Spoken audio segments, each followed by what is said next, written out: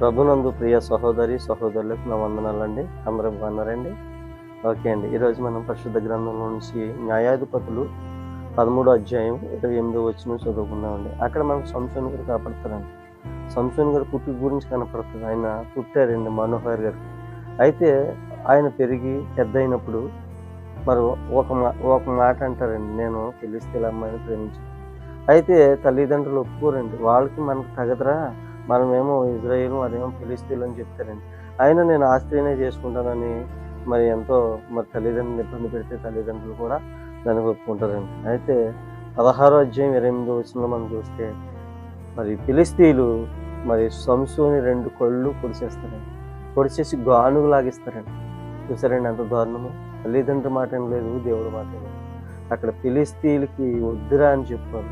ఆయన ఫిలిష్తీయుల దగ్గరికి వెళ్ళాడండి. వెళ్తే ఫిలిష్తీయులు 2 నేత్రాలు పొడిచేశారు. అయ్యా చెల్లి తమ్ముడు మీకు ఒకటే చెప్తున్నాను, యవనస్తులారా, తల్లిదండ్రుల మాటలేనండి. తల్లిదండ్రుల మాట వింటే మీరు బాగుపడతారు.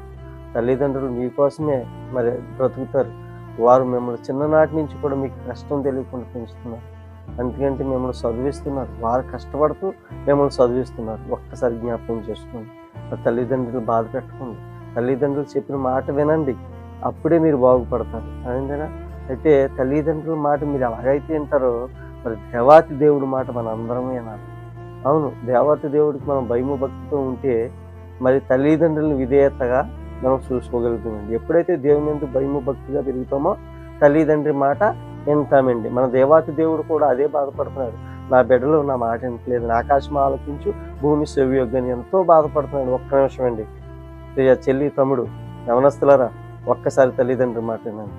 సరేనా? చిన్న ప్రార్థన. ప్రభువా, ఈ రోజు నుంచి నా తల్లి మాట, నా తండ్రి మాట, నా దేవుడి మాట నేను వింటాను ప్రభు అని యేసు నామములో అడుగుచున్నాము తండ్రి. ఆమేన్.